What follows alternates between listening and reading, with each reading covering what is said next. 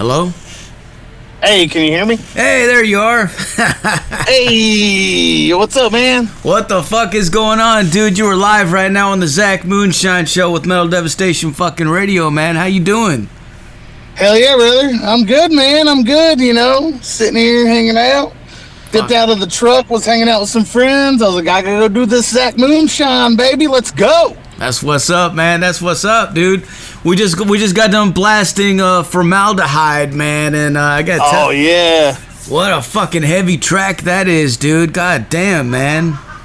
Yeah, man, that thing's got all the stops, man. Like, it's got the noisy parts, it's got the soft things, it's got the heavy things, it's got the breakdown, you know? Yes.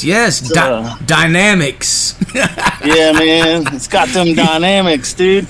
I like that track a whole lot, man. It's to me, it feels like it's got Sub Pop vibes, you know, like 90s, like grungy, noisy, like Tad, fucking Paul, like, you know, like the cool underground stuff, you know? Man, that's the best shit, man. The underground, dude. Man, and the fucking tones, man, like that fuzz fucking tone that you guys have going on there, man. It's perfect, dude. It's creamy, you know, man. It's like it's got like it just fucking pours out of the speakers, dude. Yeah, we're tone chasing guys, man. But when we started doing SSRI, we kind of like we got to the point to where like we felt like we had it for that album, for that sound, for what we wanted to go for, and yeah, man, like a lot of that fuzz and a lot of that stuff, man. It's like it's a part of it all, you know. Like it breathes with everything else. Yeah, hell, well, dude, let's just skip to the chase, man, because I always ask everybody when they come on for the gearheads, man, what kind of shit are you guys using to get these fucking tones, man? Tell us, dude. Give us a rig rundown, man. So, like me, man, I run an SVT and an 810. Hell yeah. And then, I like, basically the way I run that SVT is like, a lot of times when I play live, I'll play the SVT with the gain cranked, so like my natural tone's just a little overdriven. And then like I use foul sounds like Chronic Titan, one of the Astronaut signature fuzz pedals. Yeah. And then I use a Desert Rat, which is also foul sounds. And man, I kind of use those for like I use the fuzz to like beef up my parts when Zach's doing his thing, and like and then like the solo-y stuff or whatever. And I use like honestly, like even Formaldehyde, like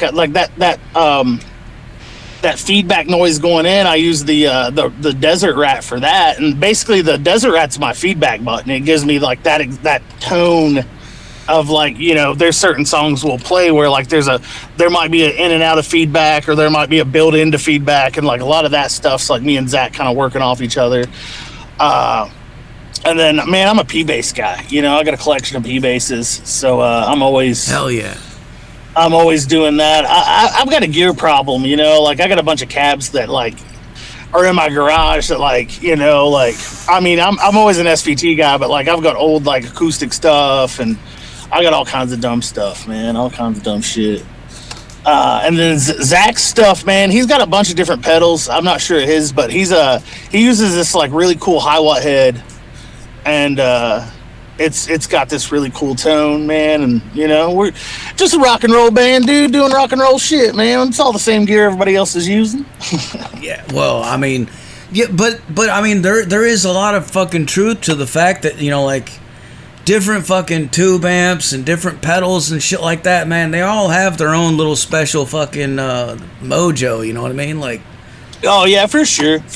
I mean, like, so even my SVT, man, like I'm older now, but like, you know, when I was like 18 and I went to college, tried to go to college the first time, I went to college for one semester, and I took out a loan, and I used the money to buy that SVT and buy a fucking P-bass. Hell yeah. And then I dropped out, and I'm a professional bass player now, you know? I got the gear, like, what band's gonna go on tour, you know? And Now you owe $100,000 for it. No, man, I paid the loan off. Okay, you know, okay. the loan was one semester. It wasn't that bad back then. You know, I mean, like I said, I'm old. Yeah, oh, yeah, it ain't like it is nowadays, man.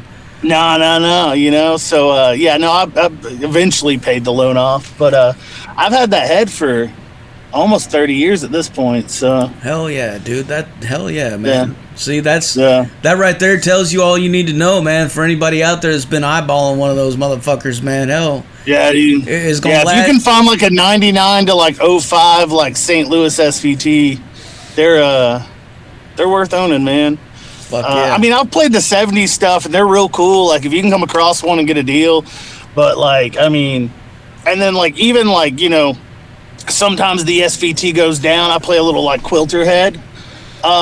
You know, if the SVT's like got a weird problem some night or something, like you're out on the roads, stuff happens, and you're in between music stores and you can't find like, you know, like a preamp tube or something. And I got a little quilter I keep in my backpack for backup. And I kind of get the same deal out of that. I lean on the pedals a little more when I use that guy, you know? Yeah. Hell yeah, Make man. sure it sounds good muffed out. But like even with the album, like we layered a lot of the bass tones. Like I ran an SVT and like an 810, and then I ran like an older SVT and another 810, and like one was clean, and then we ran the other with like a tube screamer, like just dimed. And we kind of mixed those tones, and then like we threw in like a acoustic 360 like fuzz tone on top of it. And like just kind of like layered the sounds with it on a lot of that bass tone on the album, man. Fuck yeah, dude. I like that stuff. Yeah. Well, tell us about your upbringing, man. Like, give us a history rundown, man. Like, where did you when did you start getting into music, and what were some of the first bands, records, and shit that you were getting turned on to, man, that brought you to this point?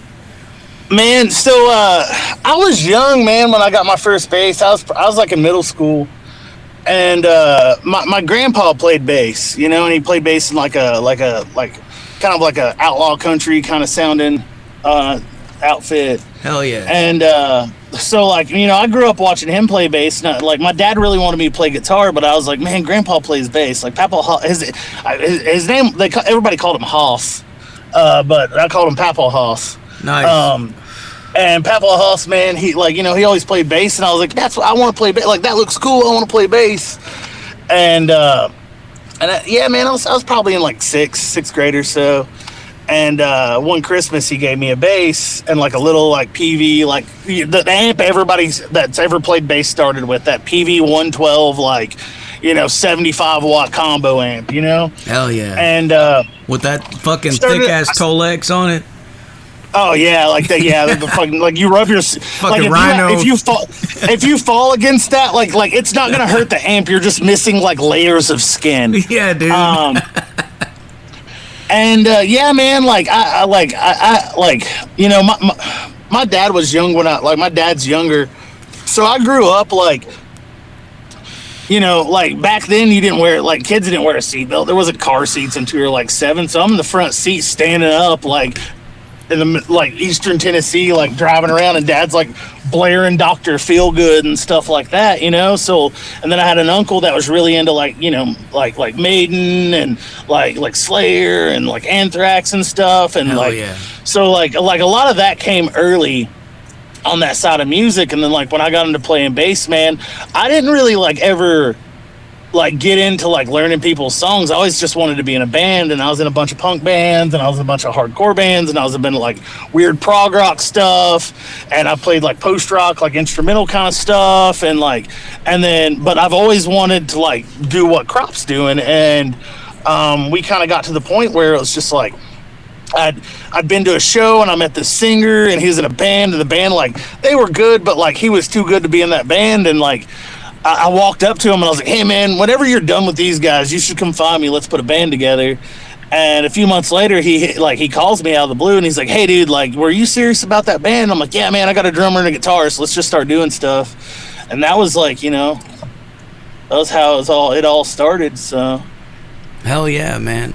What made you gravitate towards the fucking doom though? So, man, that, like, honestly, like, we just write, like, we write stuff for us, honestly, and, like, a lot of it, it's just, like, you know, the band itself's our best therapist we could have, you know, and the sound just, like, it found itself, man. That's just, like, how we play together. That's what it sounds like when we, like, when you put Zach and me and Mark and Andrew in a room and, like, we start playing, that's the sound, man. But I've always liked Sleep, and I've always liked, you know, Weed Eater and Toke, and, like, you know, I'm a big Paul Bearer fan, and I love Monolord, and, like, you know, a lot of us share a lot of those bands, like, you know, all of us love Conan, like oh, hell, you yeah. know, Hell yeah. But like when Crop was getting started, me and Zach were in Lexington. It was like 2018 maybe. Me and Zach were in Lexington, and I was like, "Hey man, you need to come see this band, dude. Let's go see this band." And we get there, and we're watching Conan, and he just looks at me. He's like, "Yeah, we need, like, the band we're talking about doing. We need, like, this is what I like." And I was like, "Yeah, man, I know." Like, you know.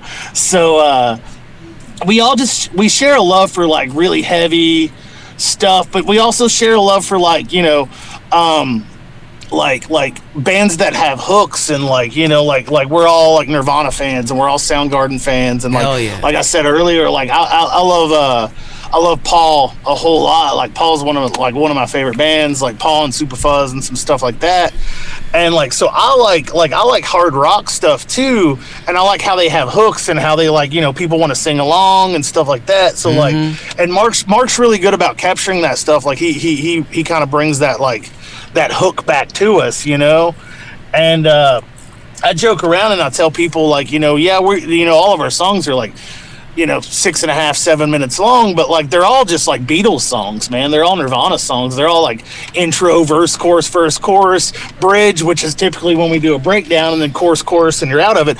But, like, and it's not by default, though. Like, we can write parts that do whatever, and then the way Mark composes everything, like, that's the way it rolls out, you know? So, like we'll have, like, vocal melodies that hit on two completely different kinds of riffs, but they still work because, like, you know, that's how his mind works with those things. So, oh, that's awesome, man. And yeah, dude, I mean, you know, that fucking shit works, dude. Like, there's a reason why that shit's a fucking classic recipe right there, you know what I mean? Yeah, man. It fucking it fucking works, man. Like, goddamn, dude. Yeah. I mean, if you want to make hamburgers, dude, you know, like, do you want them with cheese and bacon, or do you not? Like, right. Like, it is, you know, it is like there's only a few little ingredients, and then everything else is just what you want to do to it. Yeah. You can add whatever you want to, but as long as you got the core fucking things right there, man, it's gonna fucking it's gonna taste good. I mean, man. You know, so. But yeah, like, and we all come from, like, different musical backgrounds too. So, like, I mean, me and Andrew, the drummer, we've been playing together for, like, 15 years.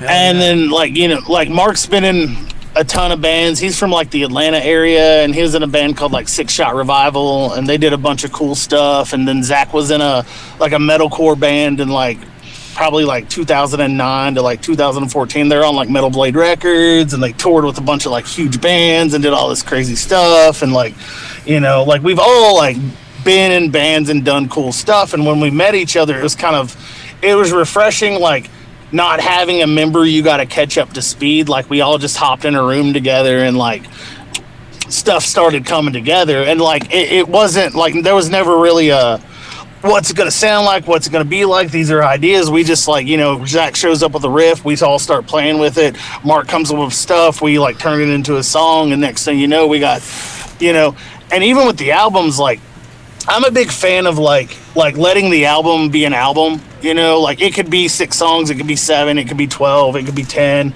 Like, you know, when it's done, you know, like, that's the vibe of what it is. Yeah. And, like, that's how we try to build stuff. Is, like, we want the album to be a whole piece from start to finish. It all kind of flows and connects, and, like, you know, and the breaks are intentional and the lulls are intentional. But then at the end, like, when it hits, like, you know, especially on SSRI, at the end when it hits, like, the blast beat kind of like blackened out kind of stuff, but it's still got that, like, Death Heaven, like, post vibe, and, like, Mark's doing his thing over top of it, like, you know, And we just try to make a piece. Like it's the album is the whole thing, and then the songs are like, some people like some songs, some people like other songs or whatever. But like when we write it, it's we try to make a movement, if you will, like a thing that speaks and breathes within itself. Fuck yeah, man.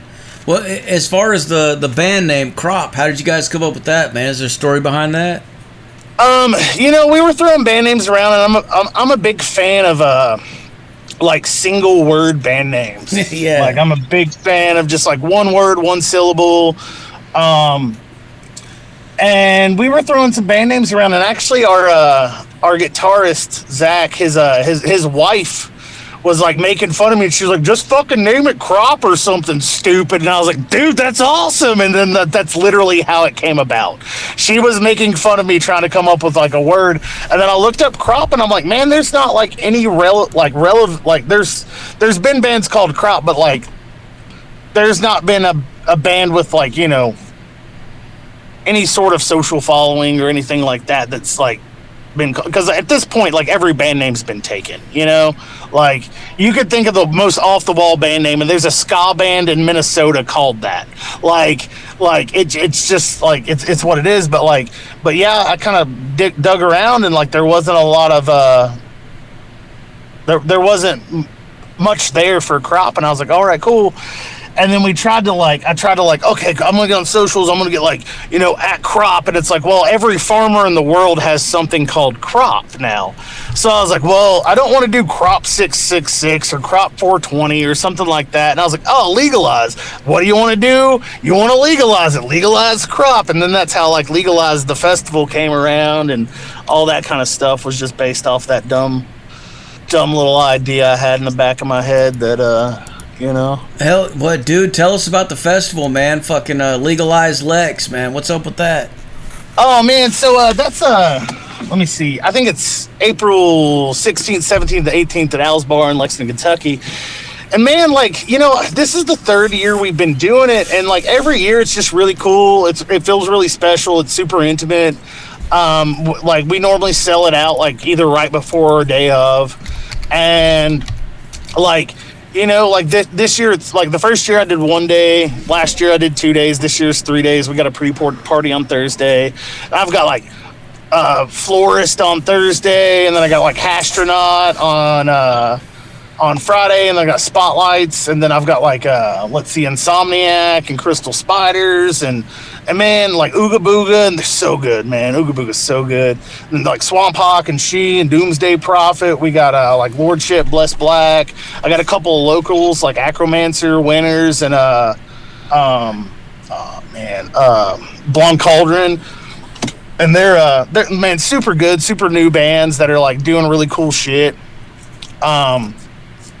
So yeah, man, like it's been a vibe every year. Like the first year I did it was kind of like, let's test the waters. I mean, you run a fest, so you know how it goes. Like the first year, you're like, let's see if we can break even on this bad boy. You know what I'm saying? And then the next year, like afterwards, you're like, I'm never doing that again. And then like a week later, you're like, yeah. What do I do with all this free time I have? I was like, I guess I got to start working on the damn thing again. And then, next thing you know, you're 3 years into something that like you never planned to go this far. And like, I don't look to end it at any point. Like, yeah.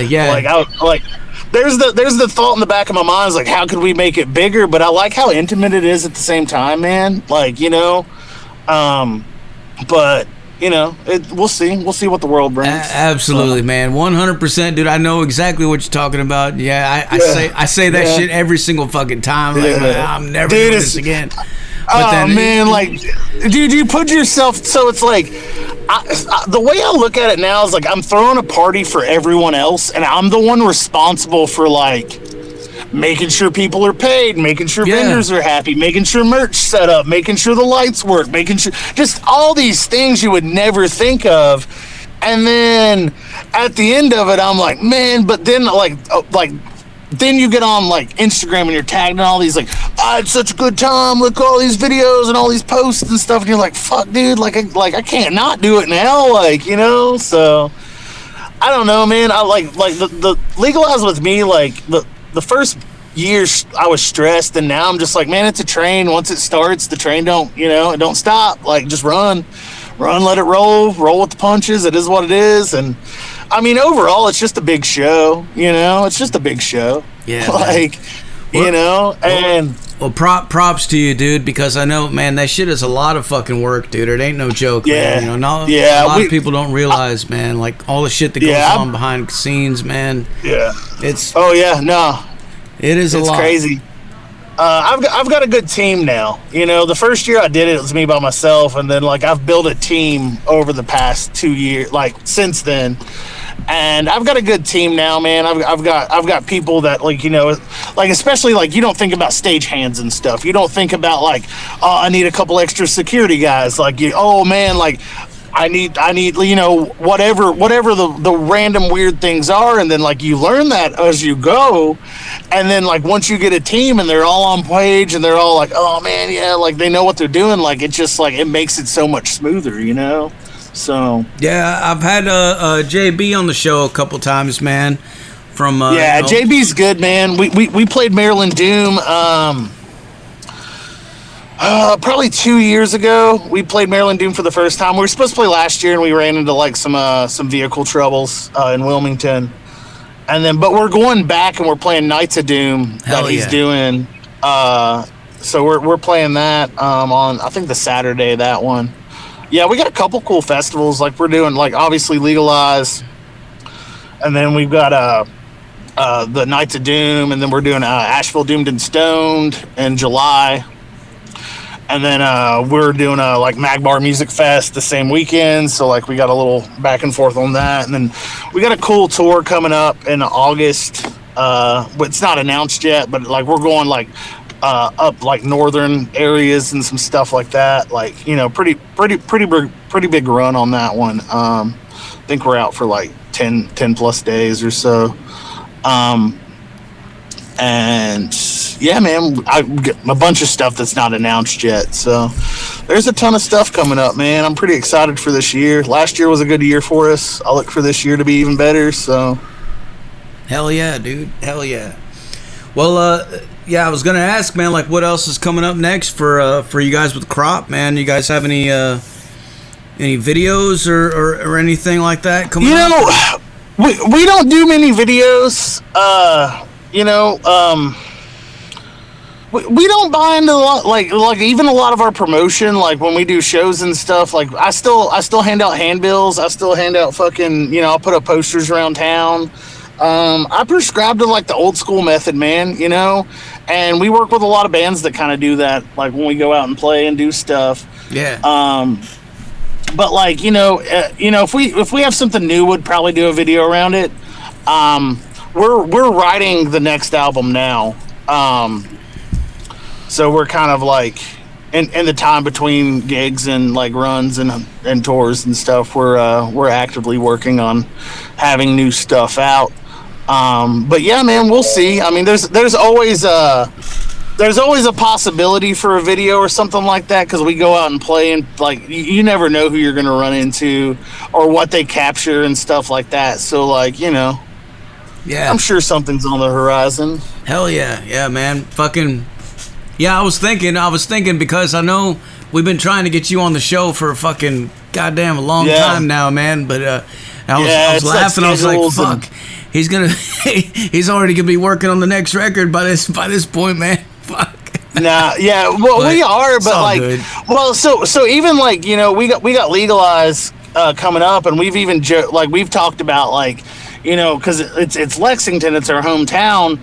And we just released SSRI, and we've played it and stuff like that. And we're like, dude, it'd be fun to just like, let's play the first album for Legalized. Like we've not played those songs for a minute. People like them. Like let's play the first one. And like that's the thing with us is like, even when we go out, like if you see us from night to night, the set's gonna change. We'll decide we want to play, 3 songs off this album, 3 songs off that album. The next night, like, hey, let's just play SSRI stuff. The next night we'll go like, and it's always like, anytime we play, we're just like, any of those songs we'll play them at any given point,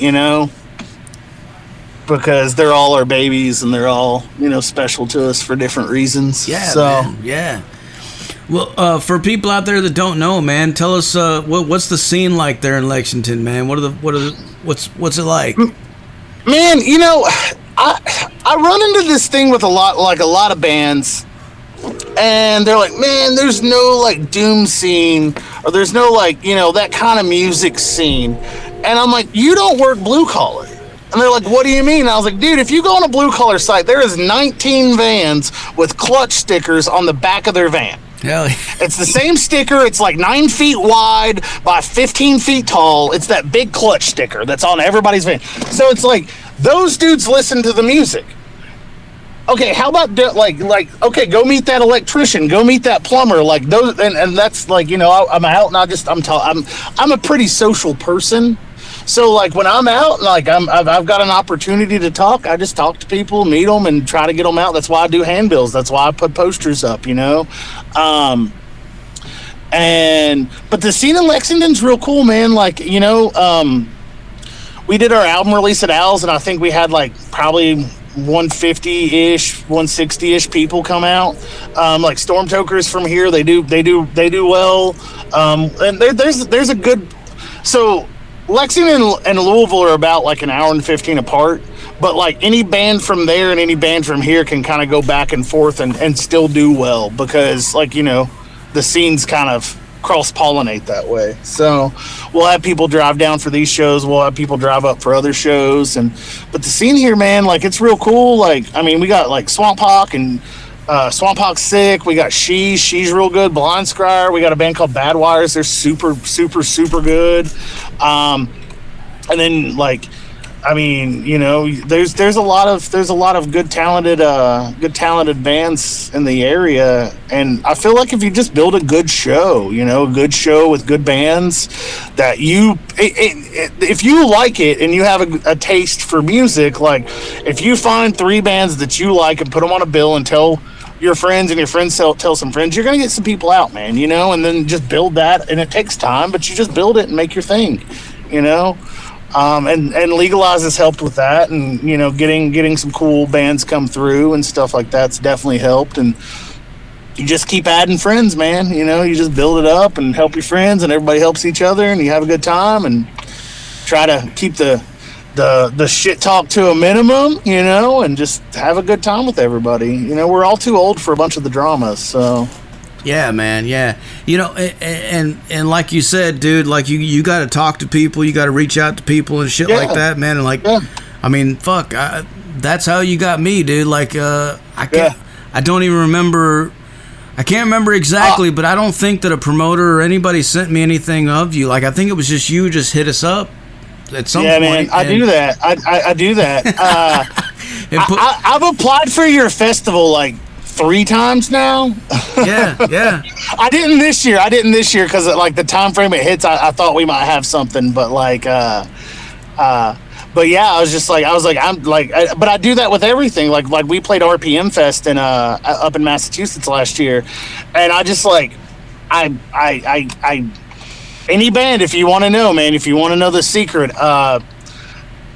look at these festivals, you know, find their email for booking, email your EPK to them. At that point, you can find an email address, and you could probably find a social media, and then you can just start messaging them and being really annoying until they're like, okay, I give in, you can play my fucking festival. You know, like. Yeah. Well, I mean, and I like talking to people, dude, you know, and I do too. Keep on doing it, dude, because I'll tell you right now, man, there's been a star next to you guys' name for quite a while now, so keep on doing it, dude. You know, like, I appreciate that, man. We'll make it happen eventually, man. Well, yeah, no, it's all good, man. Like, it's the same thing with Legalized. I have bands hit me up every year, and like that's the thing about having a festival and talking to festival people is like, I understand, man. Like, I understand that, like every year I have a list of like I can have 16 to 18 bands, and I have a list of like 50 bands. And the thing is I get to 16 from 1 to 16 and nobody says no. So like, okay, so next year you're back, like the list just moves, you know? And But it's funny it works that way, man. Like, I mean, there's so many good bands right now, and it's insane. And I hate hearing people say things like, "Oh, there's no good like metal anymore. There's no good rock music anymore." And I'm like, dog, if you're not like all I need you to do right now, go to Bandcamp, make an account, put in the few genres that you think you might like, and wait for the emails. Yeah. And like, dude, you like every month I get, 50 bands. And like, 30 of them might not be my thing, but like, dude, I might find 5 that I absolutely adore. And then they're like, "Oh, now I got a band in Tampa, Florida that like, hey, like," and then I hit them up. "Hey man, if you're ever this way, like, I would love to book your band." "Hey man, like, oh, I just listened to your band." And it's like the scene for like, the doom scene. And I hate the term doom. I don't think a lot of the bands and the genre are really doom bands, but like, people want to lump things. It's the same thing with a lot of stuff, but people want to lump things in. So, but like, man, a lot of these bands, like, dude, like, there's so many good bands. There's so many good bands doing. Like, I mean, our buddies in Horseburner are phenomenal. My friends in Friendship Commanders, great. Like, I mean, even like Howling Giants, fucking amazing. Like Temple the Fuzzwitch, great band. Astronaut, great band. Like, Rebreather, awesome band. Like, and but they're all over the place. And if you're not if you're not even trying to look, I don't want to hear your opinion on there not being good music out right now. Because like, even last year alone, so many good albums came out. Yeah, that's crazy. And all those bands, like, bro, they need fans. Like, if you're into Clutch, like, go look for other bands that are like that, because you can go to a show at a bar for like $15 and not spend $60 on a Friday. Yeah. Now go spend $60 or go spend $120 and go see your band you want to see. I'm not saying don't, but like, if you don't have a show coming up or a concert coming up for 6 months you want to see, I guarantee if you look at any dive bar and just look for look at names of bands and be like, that sounds cool, go look them up. And then you go look them up and you're like, man, that's cool, I'm gonna go see them. And like go find bands, man. Like, it's not hard. It's not hard at all. Like, there's so many bands begging for fans, and there's fans out there begging for bands, and it's like, if you guys could connect somehow, like, so just go to shows. Yeah, you might go to one that's a bust. It's fine. We've all been there. But like, 9 times out of 10, they're not a bust. Like, there's something you're there, you're enjoying it, like, you're having a good time. Like, was it bad? Like, you would have spent more than $15 being sad and going to Taco Bell that night. Like, whatever, man, Oh, exactly, man. You go to an underground show and you can get in there for fucking pretty cheap. You can buy everybody's t-shirt. You can buy food, you can buy beer, you can get fucking... night, man. You got $100 night right there. And like, you go to a concert and you spend $15 on a 12-ounce beer. You buy 6 beers. You buy 2 $50 t-shirts and 1 $60 double disc record. And you're like... Then you wake up on the next day and you're like, I gotta pay rent in 2 weeks. Like, fuck, man. Like, Yeah, but yeah, man, it's insane. It does make me laugh too when people say that there's no good music now or like shit like that. I'm like, what the fuck, man? It fires that fires me up, man. Just do a podcast and throw your email out there, man. You'll have hundreds of bands fucking emailing you every fucking day, all week, man. Dude. I can't even get to everything, man. There's so much fucking good shit coming out all the time, man. I can't imagine what you get from the PR side and the like festival side and all the stuff.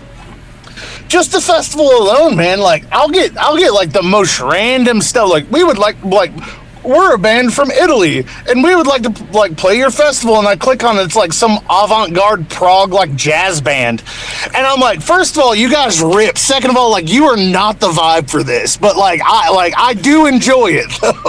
yeah, hell yeah. But yeah, man, I'm a big fan of like music in general, and my tastes are, and I'm sure yours are too, like, and most metal fans are, like, your tastes are all over the board, especially when you play. I think especially when you play music too, like, for us musicians, it's different than the casual, because there are those groups of people that just listen and don't play, and they're very I don't know how to put it, but they're just very particular about, like, they have like a set fucking thing and that's it. And they have a box, man. They have a box they like, that they're comfortable with, you know. But for those, and that's fine. That's fine. You know, Taylor Swift needs more money. It's okay. Right, but what it is okay. Taylor Swift needs more money. So just go ahead and like or you know, insert any artist that you like. That's cool. And like, but the thing is like a lot of those people have people around them that are people like us. Yeah. And they'll go hang out with them and go to shows and they're like, I enjoyed that, you know?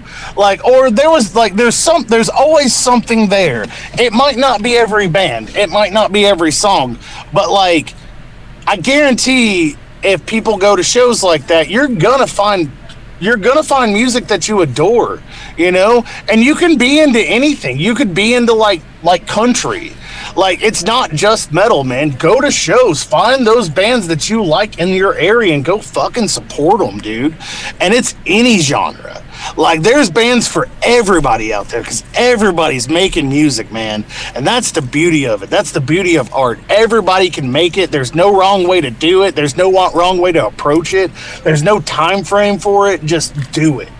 And that's the most beautiful thing in the world, man. Like, that, all of that, everything bad in our lives, music makes it better, art makes it better. And just support art, man. Support it.